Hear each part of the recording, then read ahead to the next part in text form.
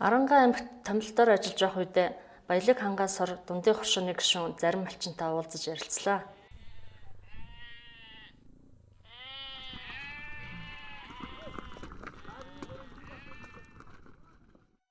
Хоршоо одоогоор 3000 гаруй гишүүнтэй. Орлогыг нэмэхийн төлөө сайн ажиллаж байгаа гэж тэд ам сайтай байлаа. Тариац сумын бэлчээр ашиглагчдын холбооны тэргүүн Ангар шатны хоршооны даргаар ажиллаж байсан Жамбал Доржийг малчидтай ойр дотн ажиллаж итгэл хүндлэлийг нь хүлээсэн хэмээн гишүүд нь хоршооны даргаар сонгож.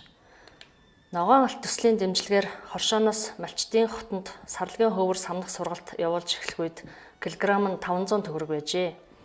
Түүнээс хойш хоршооноос гишүүдтэйгээ уйггүй ажилласнаар сарлагаа огт самнадаггүй болон хөврөө хялгастай нь харгадаг байсан малчид самнаж хэвшсэн.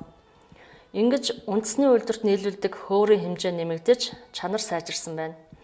Үнэн ч өсч тухайлбал 2009 онд малчид хөврөө 5,000, харин 5 жилийн дараа гэхэд 14,000 төгрөгөөр борлуулах болжээ. Ийхүү хөврөөс олдог орлого нь 10-аас 28 дахин өссөн байна.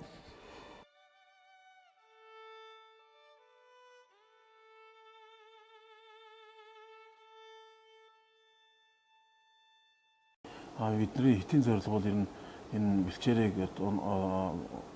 бас менежментийг сайжруулахаас гадна мал аж ахуйн бүтээгдэхүүнийг эцсийн шатанд аваачих. За тэгээд дэлхийн зах зээл дээр гаргах ийм төлөвлөгөө тавин ажиллаж байгаа. Тэгээд бас энэ малчтын мал аж ахуйн гаралтай бүтээгдэхүүнийг үндэсний үйлдвэр малчтын гар дээр шууд үндэсний үйлдвэрт хүргэж дунд нь шинжин системийг харилцах тийм даваа талтай гэж бодож байгаа.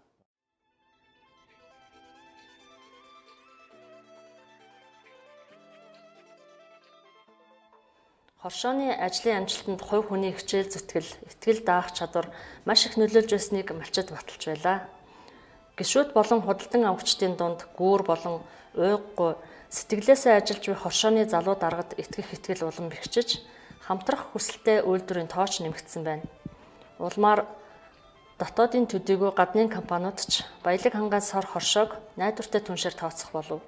Тухайлбал Англи улсын Тэнгэрийн компанитай сарлагын хөвөр тормны ноос нийлүүлэх урт хугацааны гэрээ байгуулсан аж. Ийхүү хоршооны бие даасан ажлын үр дүнд малчдын орлого тогтмол найдвартай өсөж байна.